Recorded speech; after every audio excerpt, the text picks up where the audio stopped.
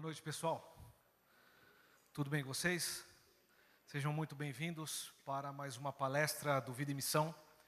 Essa noite que tivemos essa introdução do Quarteto Mágico, a turma já está saindo aí para outros compromissos, mas o pessoal de primeiro, não é verdade?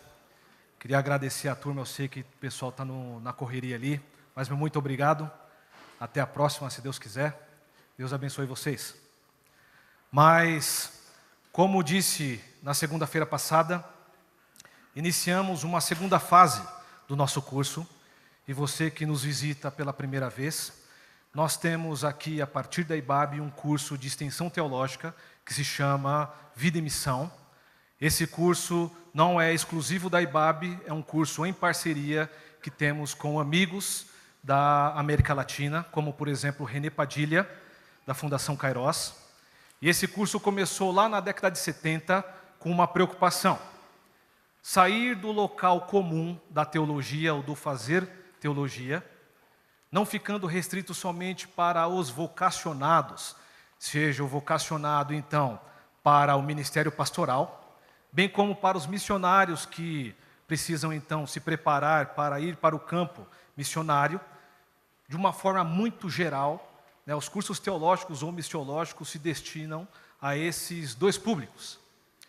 Mas pensando além desses dois públicos, ou envolvendo também esses públicos, o Vida e Missão, que na verdade na América Latina, o nome Vida e Missão, foi o nome que nós cunhamos aqui, a partir da IBAB, mas esse curso tem aí, por exemplo, em diversos países da América Latina tem um nome, mas o geral é 7 certificado.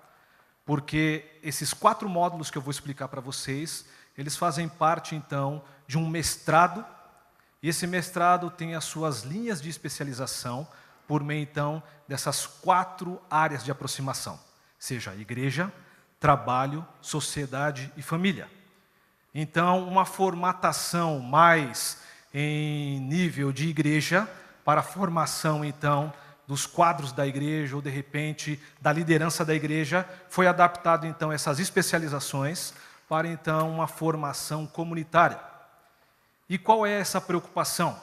Ou foi essa preocupação inicial e ela tem se adaptado ao longo aí dos anos, não somente no contexto argentino, mas agora está tomando proporções, indo até para o leste europeu.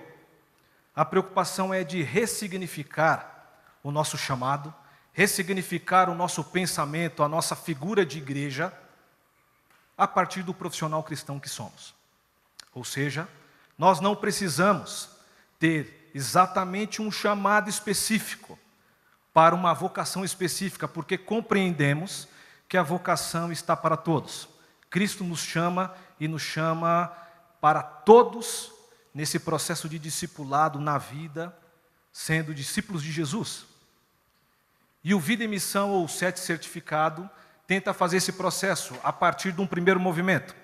Olhar para a igreja, os sentidos que damos para a igreja, ou a perspectiva que temos da igreja esta, que é a igreja institucional, porque a igreja gloriosa de Jesus vai muito bem, obrigado.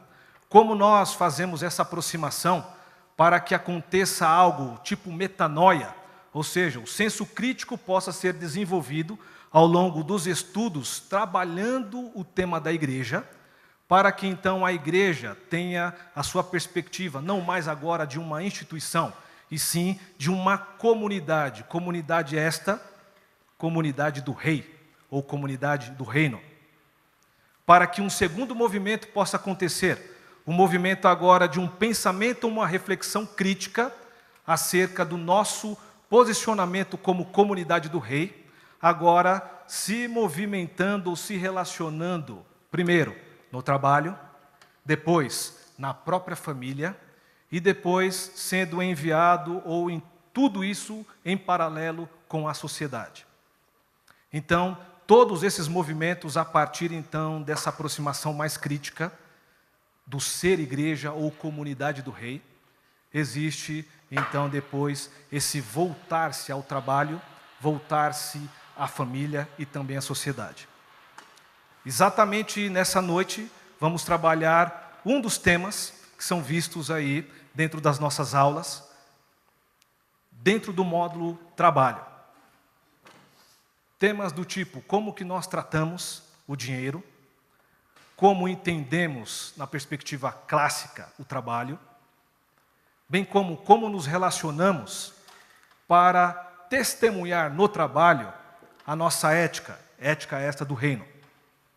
Ou será que eu tenho que aprender, por exemplo, 4 leis espirituais para testemunhar no meu trabalho ou evangelizar no meu trabalho para ser um profissional cristão?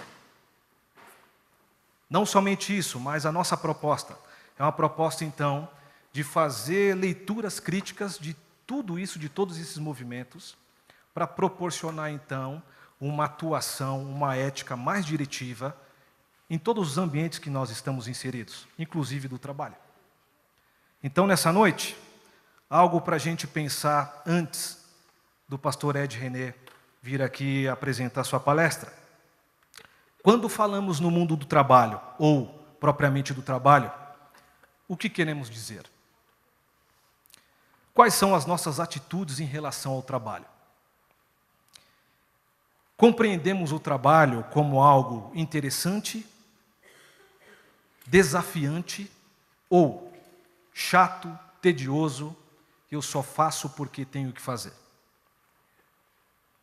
Em algumas interpretações, e aqui faço o recorte de uma interpretação minha e sua, mais clássica, o trabalho é um mal necessário. E o seu único fim é a remuneração financeira.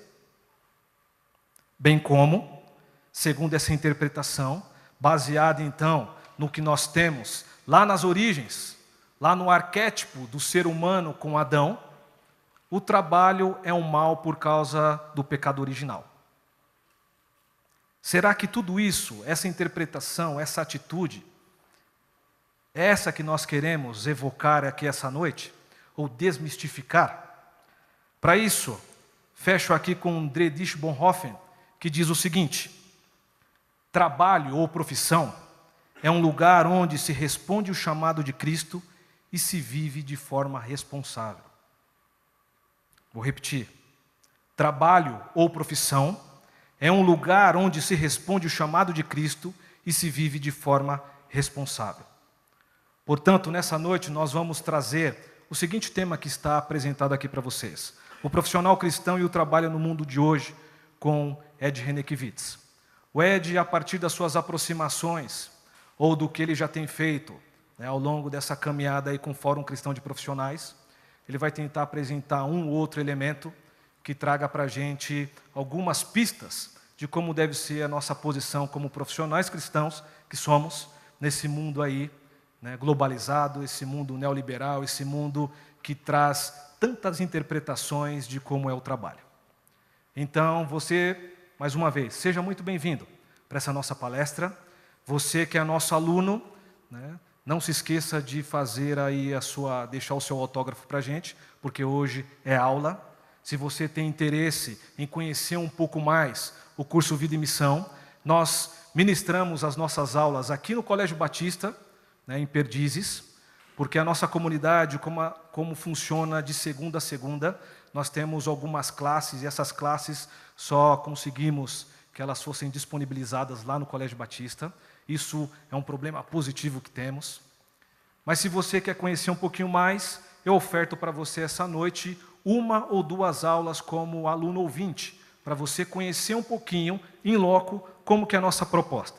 Seja no módulo igreja, no módulo trabalho, família e sociedade, você pode ter um pouco de noção de como nós fazemos a facilitação de todos esses conteúdos. Tendo interesse, então, no primeiro semestre agora de 2017, vamos iniciar as matrículas para o próximo ano letivo. Então, você está seja muito bem-vindo e é nosso convidado, seja para ter essa aula lá no Colégio Batista ou experimentar um pouco a partir das nossas palestras que vamos ofertar durante esse semestre também. Então, gostaria de chamar o Ed aqui à frente, para que ele iniciasse, então, essa noite de reflexão acerca do profissional cristão no mundo do trabalho.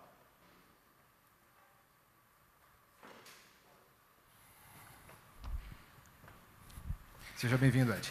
Obrigado. Boa noite a todos. Como o Robson falou, eu queria realmente dar algumas pistas, porque eu estou mais interessado na nossa conversa do que na minha palestra. Até porque a minha palestra eu já conheço. A nossa conversa é que eu não sei onde vai dar. Então, eu gostaria apenas de sugerir algumas percepções, compreensões, constatações ou conclusões provisórias e interpretações bíblicas a respeito desse tema, o profissional cristão e o trabalho no mundo de hoje. Mas eu estou realmente mais interessado em ter uma interação e a gente tentar conversar sobre esse tema daí.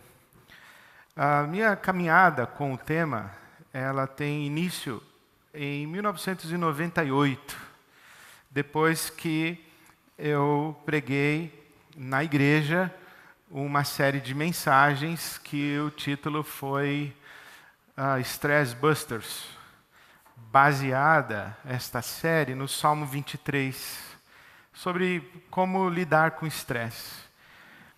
E depois disso veio um irmão que era diretor de uma das empresas do ramo de automóvel ali no ABC e disse: pastor, você não quer fazer essa palestra lá na minha empresa? Para mim foi uma novidade, era 1998, eu estava acostumado a falar em igrejas, congressos para cristãos e pessoas evangélicas, religiosas. Convite para falar numa empresa e numa multinacional, o primeiro convite que eu recebi, eu falei, ok, eu vou, vamos lá, ver o que vai dar. E ele voltou todo feliz, dizendo, tenho uma boa má notícia para você. Eu falei, qual é? A boa notícia é que você vai. São 450 gerentes de projetos que estão chegando de um curso de capacitação da Amana Key, e você vai falar para eles uma palestra sobre estresse. E a questão é uma má notícia. Qual é a má notícia? Você não pode dizer que é pastor, não pode levar a Bíblia, não pode falar nada disso. Eu falei, então não tem nada a ver eu ir lá. Porque eu sou pastor, só sei falar com Bíblia, e quando eu nem vou usar a Bíblia, eu fico com a Bíblia na mão só para dizer que estou com a Bíblia. Então não vai dar certo eu ir lá falar essa palestra. Ele falou, bom, se vira, você vai. E, de fato, eu fui, me preparei para aquela palestra e resolvi arriscar tudo.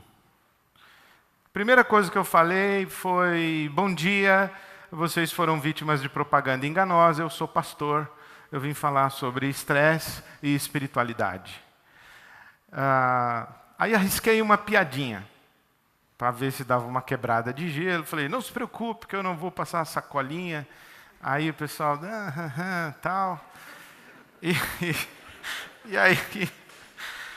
E aí eu me surpreendi com um fato, que eu falei assim, olha, eu sou pastor, o que eu costumo fazer na minha vida, o que eu mais faço na minha vida, é conversar com pessoas a respeito de Deus e do Evangelho e da espiritualidade, e também falar em público, mais especificamente, todo domingo eu falo para um auditório bem grande sobre Deus, o Evangelho, a espiritualidade, baseado na Bíblia.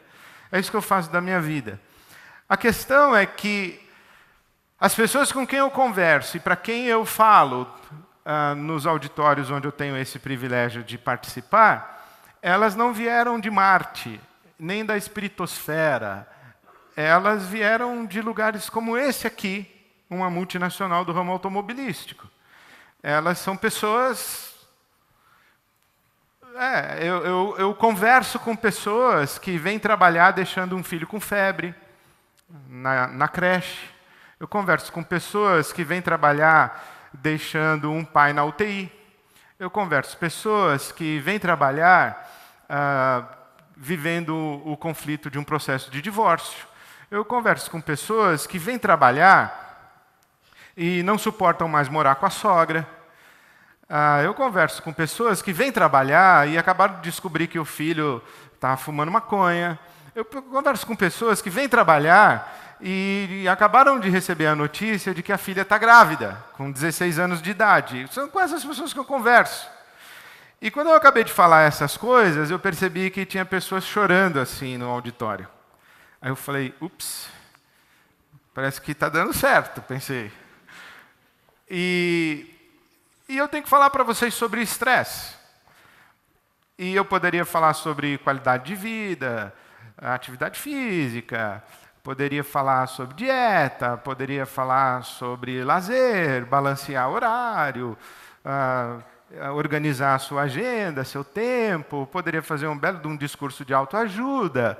Mas eu sou pastor, vocês não esqueçam que eu sou pastor. Então, para lidar com o estresse, eu recomendo vocês a ficarem de joelhos e fazerem orações. Porque o que a Bíblia fala sobre como devemos lidar com o estresse é exatamente isso. O antídoto da Bíblia Sagrada para você não ter uma vida cheia de estresse e não viver escravo da sua ansiedade é você se ajoelhar e apresentar as suas inquietações a Deus com orações e súplicas e ações de graças, e a paz de Deus, que excede todo o entendimento, vai guardar o seu coração e a sua mente por causa do fato de que Jesus ama você. Então, nós temos que orar para combater o estresse. Eu resolvi arriscar tudo mesmo. Falei, então, quem topa fazer uma oração? Vamos ficar em pé e fazer uma oração? Aí todo mundo ficou em pé. Tenso o negócio, assim. Ficou tenso. Falei, vamos orar a oração do Pai Nosso. Aí oramos a oração do Pai Nosso, todos juntos, de mãos dadas. E depois que eles sentaram, eu falei, eu gostaria de explicar para vocês o que nós acabamos de orar. Eu expliquei a oração do Pai Nosso.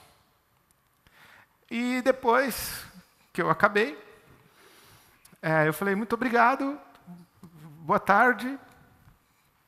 Ficou um silêncio assim, total, absoluto. Eu desci rápido, procurei a primeira porta que apareceu, eu entrei e fiquei parado lá.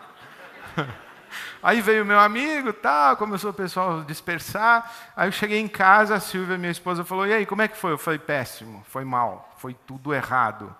Eu fiz tudo errado que o cara me brifou e dei uma de pastor, eu acho que foi mal demais. E aí eu recebi um e-mail do cara, meu amigo, diretor da multinacional, dizendo, pastor, o que deu em você? Eu falei, vixe.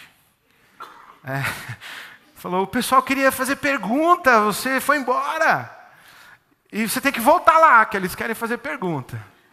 Eu falei, então eu volto. Aí fui lá de novo, e foi muito bacana. E eu me lembro que, acho que a primeira ou segunda pergunta foi um senhor, levantou e falou assim, eu gostaria de saber do senhor se a empresa tem alma. Aí eu falei, tem. A Bíblia chama de potestade, e os senhores chamam de cultura corporativa. Potestade assim, é um sinônimo de demônio, que incorpora assim, nas pessoas, mas tem um demônio que incorpora nas empresas. Chama cultura corporativa.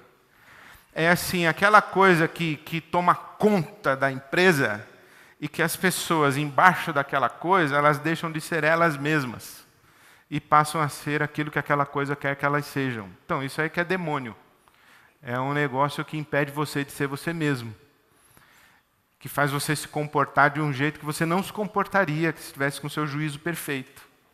Faz você assumir compromissos que você não assumiria. Faz você fazer coisas que você jamais faria se você tivesse coragem de ser autêntico, verdadeiro e seguir a sua consciência.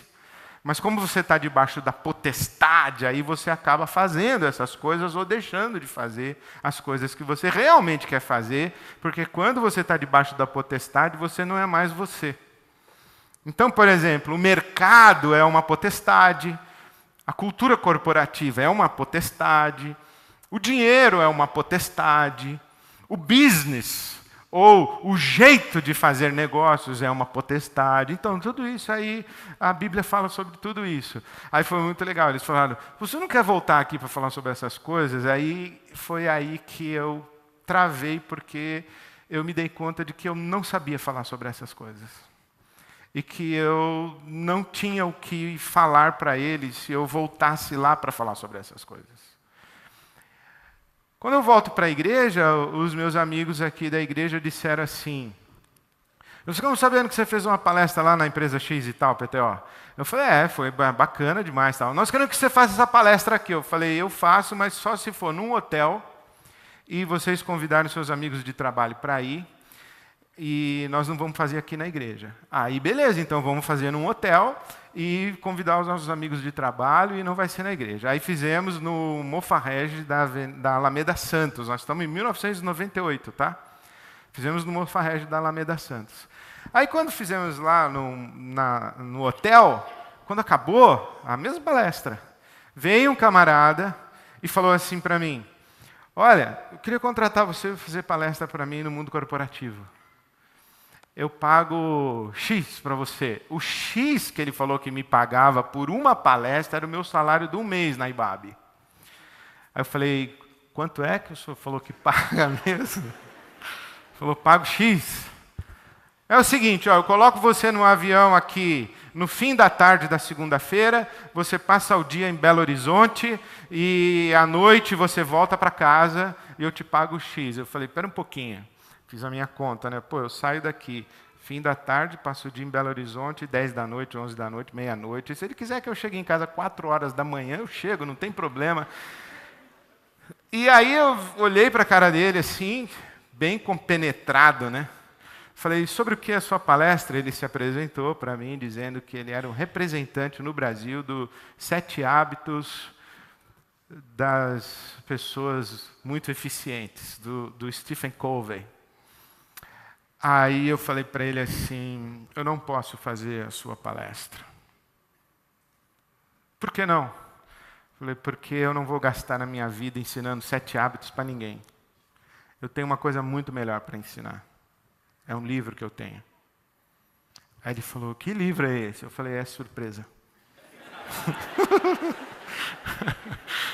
É surpresa. Porque eu sabia que não era aquilo que eu tinha que ensinar na minha vida, mas eu não sabia o que era.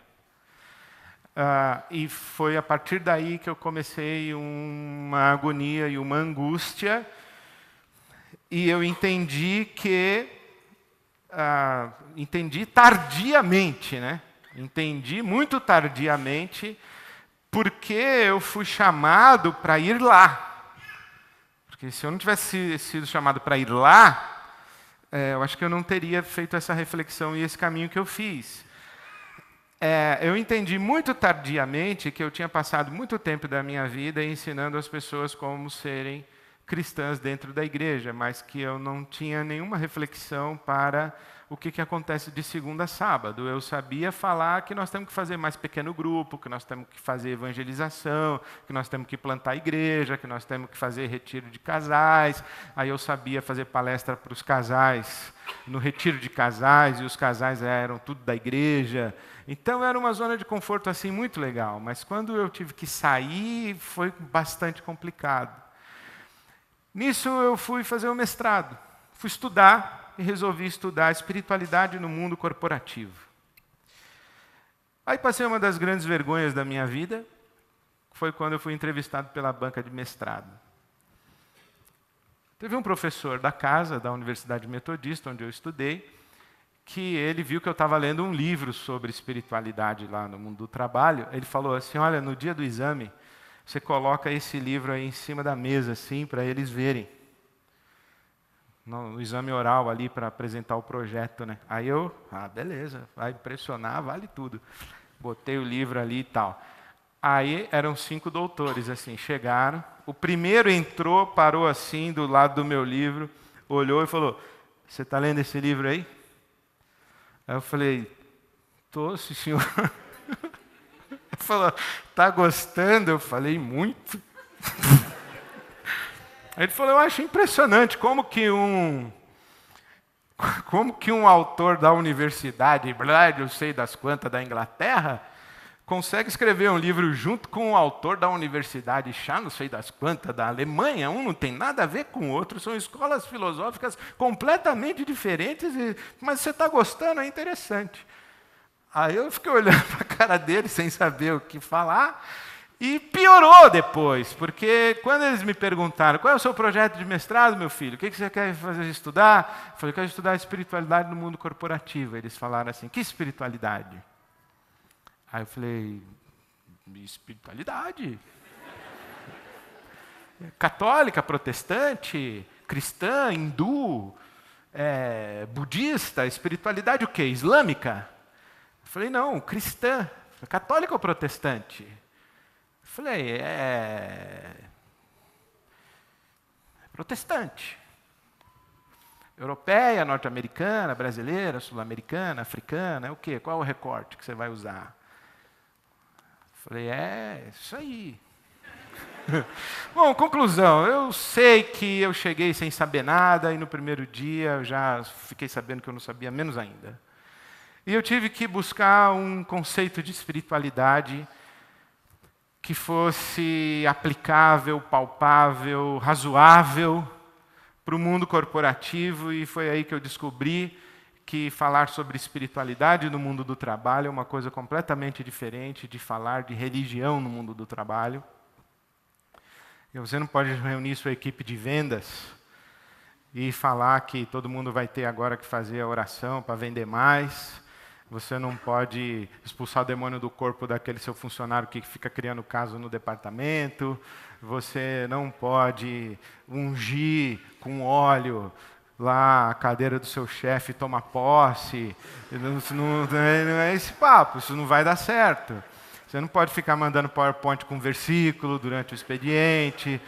É outra conversa, entendeu? E assim, espiritualidade no mundo do trabalho não é fazer grupo de oração na hora do almoço, não é fazer estudo bíblico, sabe, com seus amigos de trabalho. Não, nós estamos falando de outra coisa. E eu fui começar a estudar essas coisas, fui ficando encantado assim com esse mundo todo daí, e descobri algumas coisas interessantes.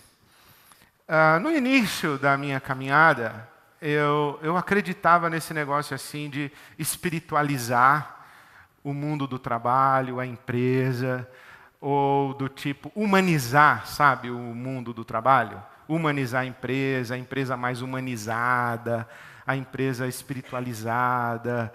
Eu acreditava nessas bobagens todas. Hoje não acredito mais nada disso. Não acredito mesmo nesse negócio. Eu assim perdi a minha virgindade assistindo filme. Eu assisti, por exemplo, O Jardineiro Fiel, que trata da indústria farmacêutica. Assisti Diamante de Sangue, que trata do comércio de diamantes e a exploração do continente africano. Assisti Siriana, que trata da indústria do petróleo. Assisti O Senhor das Armas, que trata da indústria armamentista, e que termina dizendo que as 5 nações que compõem o Conselho de Paz da ONU são as 5 nações que mais lucram com guerra no mundo.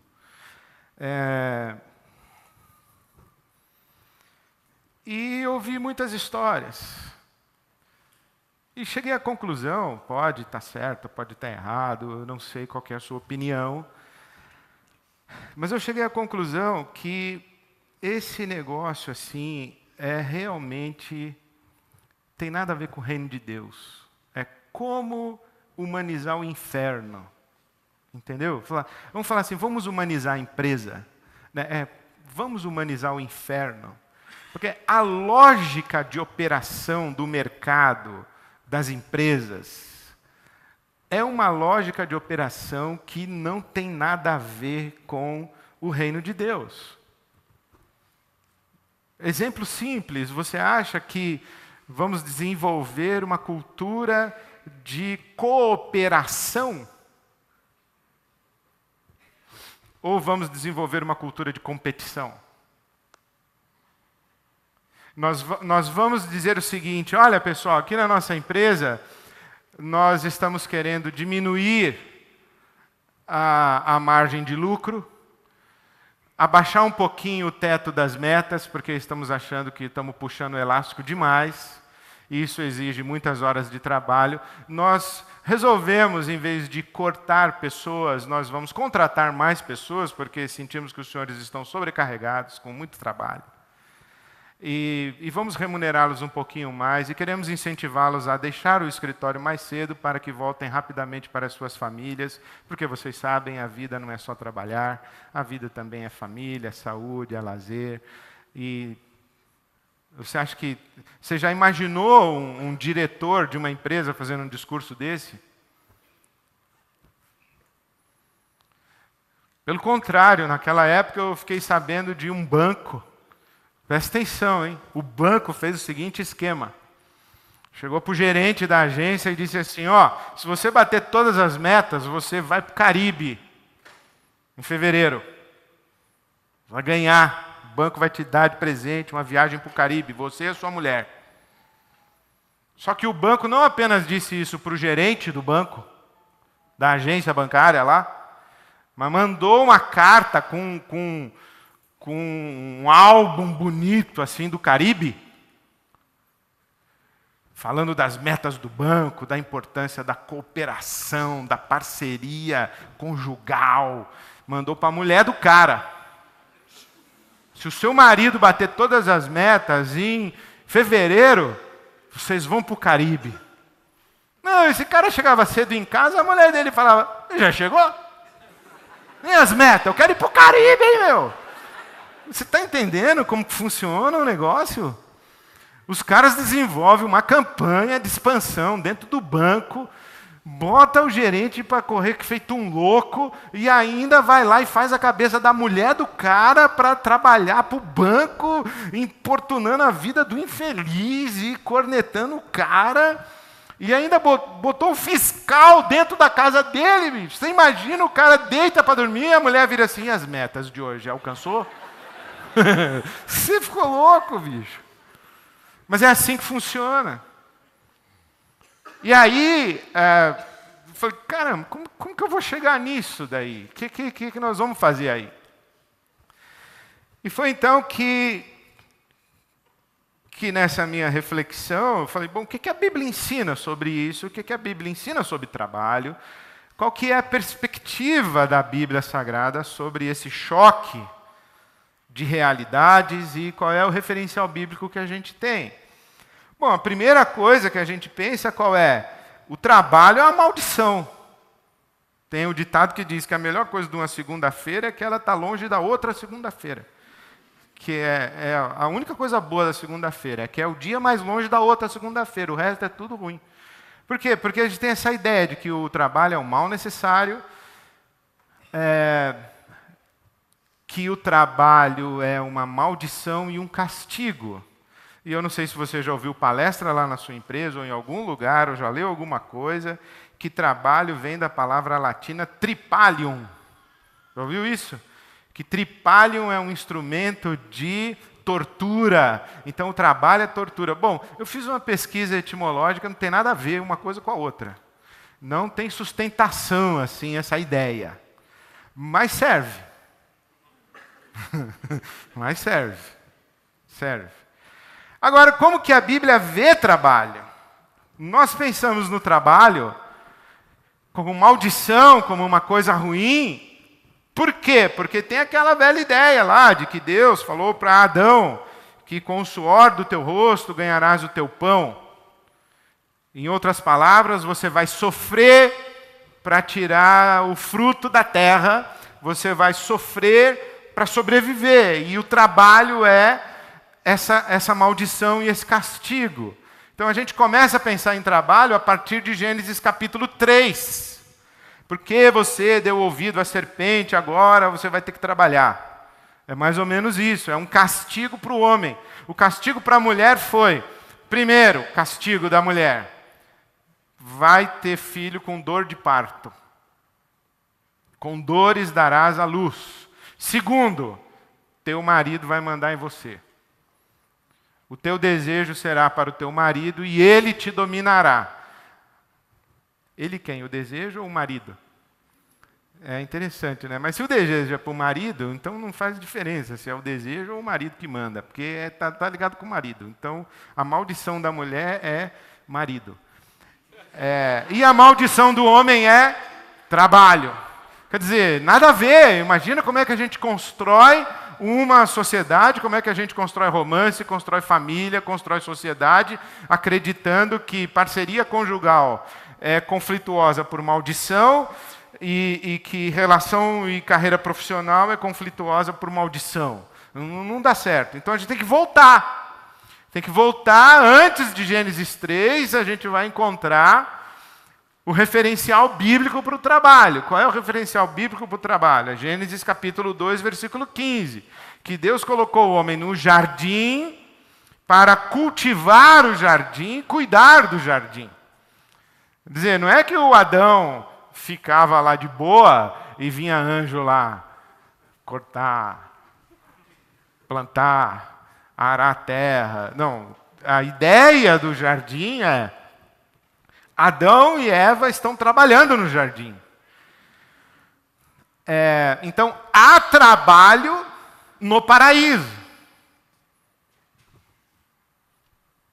Há trabalho no paraíso. O que caracteriza o trabalho no paraíso? O paraíso. Acontece que a maldição não é trabalhar. A maldição é sair do paraíso.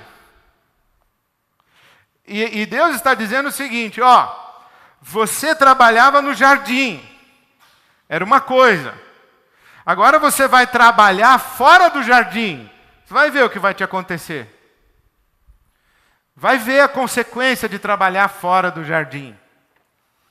Você agora vai sofrer, não porque trabalha, mas você vai sofrer porque você trabalha fora do jardim. Porque dentro do jardim você também trabalhava e não sofria. Então o problema não é o trabalho, o problema é o contexto do trabalho.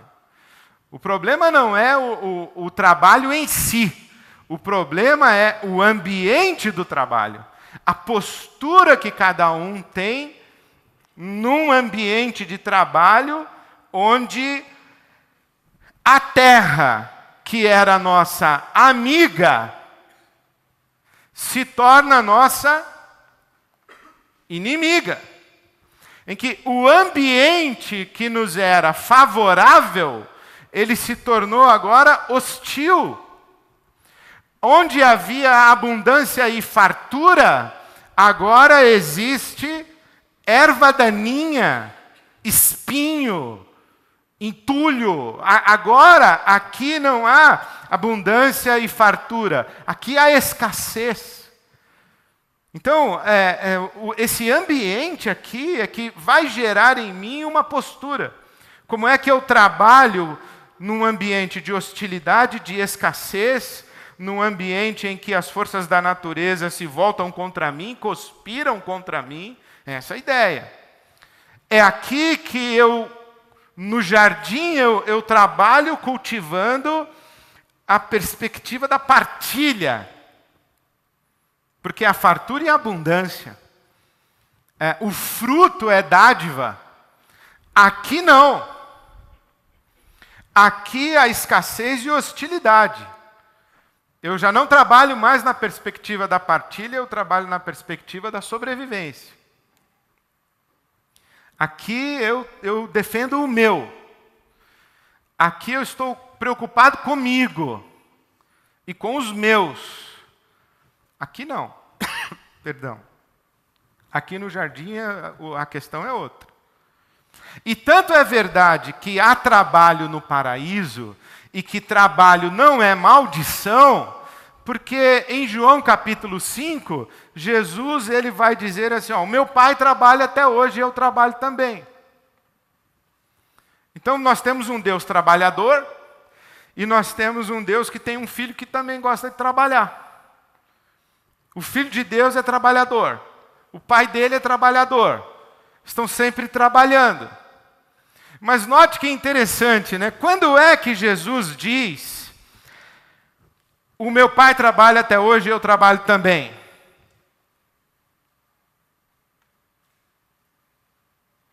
No Shabat.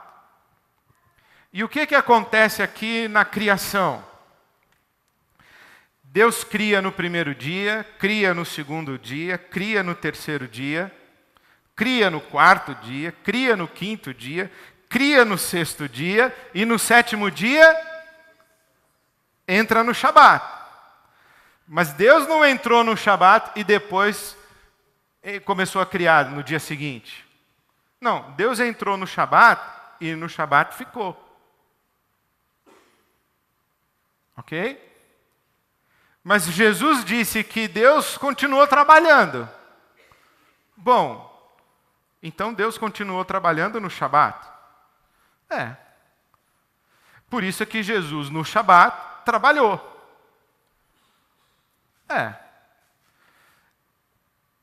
Então é possível trabalhar no Shabat? É completamente diferente de trabalhar na terra amaldiçoada e no ambiente hostil. É possível trabalhar no Shabat.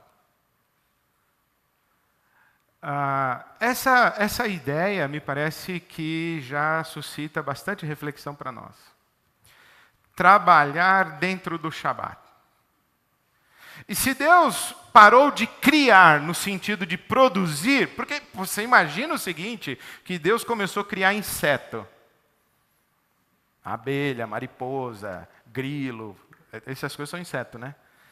Vai dar uns nomes aí, mosquito, pernilongo, formiga. Aí começou a criar. Aí ele é eterno. Deus. Ele poderia continuar criando inseto. Imagina, se Deus não para nunca de criar inseto. Ele não para nunca de criar peixe. Peixe boi, peixe vaca, peixe girafa, peixe cachorro, peixe galinha. Deus vai criando, peixe porco. Aí vai criando, vai criando. Deus não para de criar passarinho, Deus não para de... Qual é a ideia bíblica? É que o trabalho criativo de Deus e produtivo de Deus, ele tem um momento que para. Tem um limite, que Deus diz assim, tá bom. E esse é bom, e viu Deus que era bom, não é bom necessariamente ou apenas bom qualitativo. É um bom quantitativo, que nem quando você está servindo no bandejão, e aí a pessoa coloca lá aquela conchada de feijão assim para você, você fala, tá bom, tá bom. O que você está querendo dizer? É suficiente, já é bastante, pode parar aí. É isso que você está dizendo. Você nem provou ainda para saber se está gostoso. Mas você está dizendo, é bastante. Então, quando diz Deus que era bom, tá bom aqui, para, chega. Então, a ação produtiva de Deus, ela tem um limite. E a partir desse limite, o que é que Deus faz? Entra no Shabat. E o que é que ele faz no Shabat? Desfruta da sua criação. Bom, o que é o Shabat? O Shabat é essa capacidade não apenas de parar de produzir, mas principalmente a capacidade de desfrutar do produto. E para nós, entrar no Shabat é entrar nesse lugar, nesse espaço, nesse lugar. Hoje já se discute na filosofia a diferença de espaço, de lugar, etc. Vamos chamar de lugar, o Shabat como um lugar. Eu entro num lugar em que eu desfruto do que eu produzi, em que eu tenho a capacidade de cruzar os braços e não produzir, e que eu tenho o descanso de acreditar que amanhã ainda haverá não apenas o que produzir, mas aquilo do que desfrutar. Por isso é que é o pão nosso de cada dia dá-nos hoje, é de cada dia. E essa percepção do pão como dádiva. Olha quanta coisa tem sobre trabalho. É possível trabalhar sem parar? É. É possível trabalhar sem desfrutar do fruto do trabalho? É. É possível trabalhar sem colher? É. É possível trabalhar com medo de não haver trabalho? É. É possível... É possível trabalhar e não dormir? É. É possível se desgastar trabalhando? É. Mas é possível trabalhar e parar de trabalhar? Desfrutar do fruto do trabalho? Confiar que amanhã ainda haverá trabalho e que amanhã ainda haverá fruto? É. É possível. E como é que eu vivo tudo isso? Quando eu entro no Shabat. Então, o Shabat, o que é para nós? É uma postura diante de Deus e a maneira como a gente percebe esse trabalho. Então, eu diria assim, que o profissional cristão, ele é capaz de trabalhar nesse lugar chamado Shabat. E toda vez que ele sai do lugar chamado Shabat, ele cai numa terra amaldiçoada. Porque é somente quem trabalha nesse lugar chamado Shabat que partilha o pão, que se cansa, mas não se desgasta. Qual a diferença de cansaço e desgaste? Cansaço é o seguinte, eu começo a trabalhar hoje e eu pinto essa parede toda aqui, ó. Pintei essa parede toda aqui. Aí fiquei muito cansado, dormi, amanhã eu acordei, pintei novamente uma parede igual a essa aqui. Aí fiquei muito cansado, dormi, pintei mais uma no dia seguinte. Agora, desgaste o que é? É que eu trabalhei, pintei, desgastei, só consegui pintar até aqui, ó. Aí faltou isso aqui para pintar amanhã. Então, o que eu fazia em um dia, agora eu já faço em 2. Dali a pouco, o que eu fazia em um dia, eu já estou fazendo em 2,5. Dali a pouco, o que eu fazia em um dia, eu estou fazendo em 3. Dali a pouco, o que eu fazia em um dia, eu não faço mais, porque eu tive síndrome do pânico, estresse, burnout, infartou, e sei lá o que aconteceu com você. Caiu duro. Pá, caiu duro. O que eu acredito que Jesus diria para você e para mim, nesse momento em que a gente, pá, caiu duro? Você está trabalhando fora do Shabat, meu filho. Você está trabalhando na terra amaldiçoada. Você tem que trabalhar dentro do Shabat. Falar, ok. Como é que eu faço para trabalhar dentro do Shabat? Já te ensinei. Quando o senhor me ensinou? Quando meu filho foi aí te ensinar isso, você não entendeu. Falei, como foi que o seu filho fez? Falou, primeiro, o meu filho não ficou trabalhando para ele. Ficou trabalhando para mim. Como assim, Senhor? Falei, o meu filho não ficou trabalhando para comer, para beber. Se você perguntasse para Jesus, Jesus, você está trabalhando bastante por quê? Ele falou, porque eu tenho que dar meu corre. Porque eu tenho que comer. Eu tenho que comer. Tenho que pagar a conta de luz. Tenho que pagar a conta de telefone, a net. Eu quero trocar meu iPhone, que já saiu o iPhone 7. Eu tenho que pagar o seguro. Eu tenho que pagar a escola das crianças. Eu tenho que pagar lá o IBAB Missão, que os caras já estão mandando e-mail para mim. Eu tenho que dar meu corre. Eu estou trabalhando por isso. Porque Jesus nunca responderia isso, que ele está trabalhando para pagar a conta. Ele responderia? Que ele está trabalhando porque ele quer fazer uma viagem o ano que vem para conhecer a Grécia. Eu só estou querendo conhecer Mykonos. Estou cansado aqui, Betânia, Cafarnaum, já não aguento mais esse lugar. Quero conhecer Mykonos na Grécia. Acho que Jesus trabalhava para pagar a excursão de férias, para trocar de carro no fim do ano, para pagar a prestação de casa própria. Era isso que fazia Jesus trabalhar? Então, como é que Jesus responde? A minha comida e minha bebida é fazer a vontade do meu Pai. Tudo bem, então eu já aprendi algumas coisas aí. Que eu trabalho para responder a um chamado, que eu não trabalho para o meu patrão e nem o meu empregador, nem trabalho para o meu cliente, nem para a minha empresa, nem para o governo. Eu trabalho para Deus. Eu trabalho para cumprir a minha vocação, para cumprir o meu chamado. O meu trabalho não é trampo, é sacerdócio. É um sacerdócio que eu exerço numa sala de aula na universidade. É um sacerdócio que eu exerço no hospital, que eu exerço na oficina mecânica, que eu exerço dentro de uma agência de finanças ou de uma empresa financeira. É um sacerdócio. Eu não trabalho para mim, nem para pagar minhas contas, nem para realizar meus sonhos, nem para atingir minhas metas. Eu trabalho para cumprir o meu chamado. Eu trabalho para Deus. Quem paga o meu salário não é a minha empresa, não é meu patrão. Quem paga o meu salário é o cara para quem eu trabalho. E ele falou que eu não preciso ficar preocupado porque ele cuida de passarinhos e ele cuida de flores e cuidaria de mim.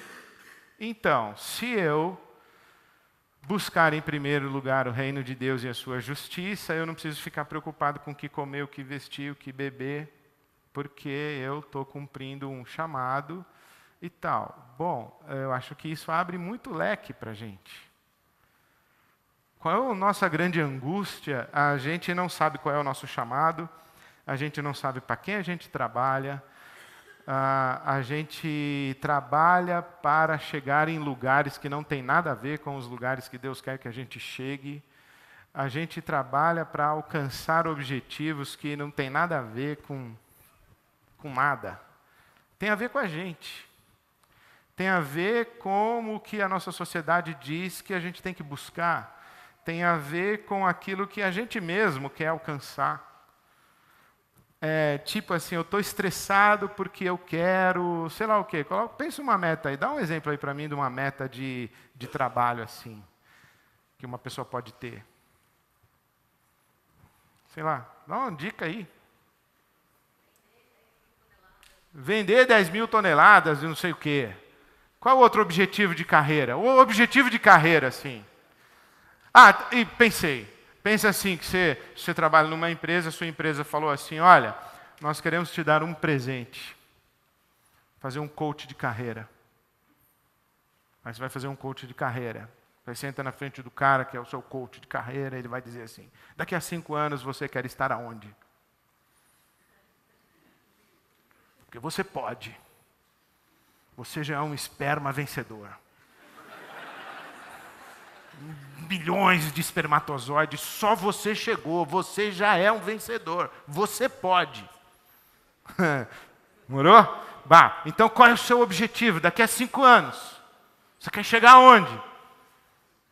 Eu quero chegar, sei lá o que você quer chegar. Aí você faz planejamento de carreira para chegar não sei aonde, com seu coach de carreira, um coach que foi pago pela sua empresa. Porque a sua empresa é muito preocupada com você, com a sua família, com a sua saúde, com a sua plenitude, com a sua realização como ser humano. Achou que você estava precisando de um coach de carreira para colocar em ordem. Você está trabalhando demais, está comprometendo sua saúde, sua família, então você precisa de um coach de carreira e a sua empresa vai pagar para você um coach de carreira. Está ligado? Então, eu fico pensando se tudo que a gente vive de conflito no mundo do trabalho é porque a gente tira o profissional cristão. Tirou o cristão, meu amigo, nós somos tudo igual. O que faz a diferença para nós é que a gente sabe para quem a gente trabalha, o que a gente tem que fazer, quem é que paga o nosso salário, e a gente trabalha num lugar chamado Shabat. Não importa qual seja a nossa área de atuação, a empresa que a gente tem, a profissão que a gente escolheu, ou foi escolhido, ou que calhou, a gente trabalha nesse lugar chamado Shabat. A gente sabe que está no mundo para cumprir um chamado que é fazer a vontade de Deus a partir da nossa própria realidade pessoal e trabalhar para o reino de Deus e para a glória de Deus, etc. e tal. Isso aí você já sabe. Foi isso que eu descobri e a partir de um determinado momento eu comecei a conversar com as pessoas que falam para mim dos seus dilemas no mundo do trabalho. E eu digo para elas o que vou dizer para vocês. Hoje eu tento ser solidário para que você que trabalha no inferno não se torne um diabinho e uma diabinha. É que você esteja no mundo, mas seja livre do mal. Que você seja uma ovelha que trabalha no meio de lobos. Não caia na esparrela de acreditar que a sua empresa só tem ovelhas trabalhando junto com você. É tudo lobo. Certo? E tem algumas ovelhas lá. Resta saber que se elas disserem, nós estamos trabalhando aqui para fazer a vontade de Deus, trabalhando para Deus, num lugar chamado Shabat, nós somos as ilhas de jardins no meio dessa terra amaldiçoada. Porque é isso que a gente encontra no mundo do trabalho. A gente encontra de 5 equipes, uma. De 10 mesas num andar, uma mesa. De não sei quantas secretárias, uma secretária, 2 secretárias. De não sei quantos mecânicos, tem um mecânico. Você entendeu? Não é assim, nós vamos humanizar a indústria automobilística. Esquece, isso é coisa do diabo. Não tem jeito de humanizar, é o inferno. Agora, tem jeito sim da gente ir lá no inferno, na terra amaldiçoada, e construir um jardim. E quando as pessoas chegam no nosso horizonte de influência, elas falam, o que é isso aqui? A gente fala, é o Shabat. Aqui é o Shabat. Aqui a gente trabalha, mas a gente sabe para quem trabalha, o que a gente tem que fazer, e a gente dorme bem à noite quando vai para casa. Aqui é o Shabat. É o que eu tenho tentado fazer. E eu posso dizer para vocês o seguinte, que a igreja também é um inferno. E igreja, que eu quero dizer, o mundo religioso é um inferno. Ou você acha que não? Eu ter que competir com a Bola de Neve, com a Hillsong, que chegou em São Paulo. Os caras vão sair da IBAB, vão para a Hillsong, estão indo para o Bola de Neve, a igreja do pastor Jabes Alencar é logo ali, se eu vacilar os caras pulam o muro, e aí os vêm para cá e tal, e os caras fazem voodoo da IBAB, e critica, escreve no blog, e ataca, manda flecha, faz trabalho, ora contra. É um negócio que é um Deus nos acuda, meu. Entendeu? Então é um inferno isso aqui. Se eu vacilar, você é pastor, você trabalha na igreja, é super legal. Não é legal, não. O mundo religioso é cheio de gente louca, doente, com ideias de Deus que não tem nada a ver com Deus da Bíblia Sagrada. É uma confusão também. Mas eu posso servir a Deus, buscar fazer a vontade de Deus, depender de Deus. Imagina se eu começar a trabalhar com medo da IBAB esvaziar, começo a trabalhar com medo que vai cair o dízimo, começo a trabalhar com medo que a diretoria, o presbitério da IBAB vai me chamar para me dar uma chamada de atenção, ou não sei o quê. Vira um inferno. Aí eu caio duro também, e só pinto metade da parede. Quer dizer, é assim. Então não importa o que você faz, importa é o coração com que você faz, para quem você faz, e se você está respondendo a um chamado de Deus para você. Eu termino com duas considerações. A primeira é que eu acredito que vocação, ou chamado, seja lá o que for que você quiser dar um nome a isso, é a maneira como Deus se expressa através de uma pessoa.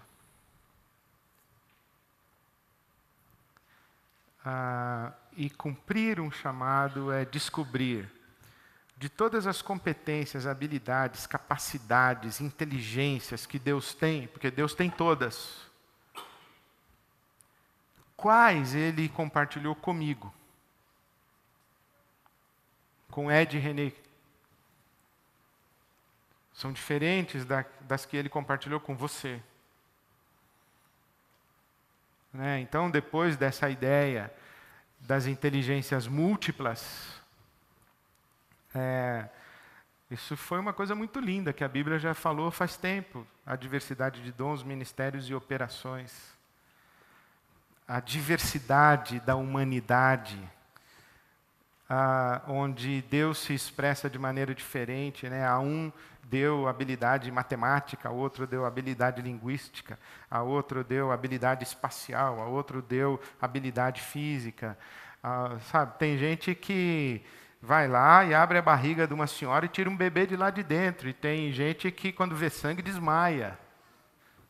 É assim, e graças a Deus, porque se todo mundo quisesse ficar vendo a barriga ensanguentada, não ia ter ninguém para construir ponte, e assim por diante, entendeu?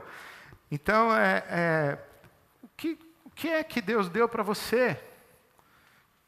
Né? Por exemplo, Deus fez de você uma pessoa que sabe cozinhar? É uma arte. Enfim, o que Deus deu para você? Se você conseguir discernir isso daí, e atender esse chamado, pode ser que você ganhe dinheiro com isso, pode ser que não. Aí você vai trabalhar em alguma coisa para ganhar dinheiro, mas no fundo, você está pagando o seu chamado, né? É o Paulo quando fazia tendas e pagava o chamado dele. Ele não gostava de fazer tenda, mas tinha que fazer. Mas ele não ficava duro sem dormir por causa disso. Ele vivia integralmente o seu chamado. E a outra coisa que eu termino dizendo é que o Desmond Tutu, ele falou que é através do trabalho que nós cooperamos com Deus.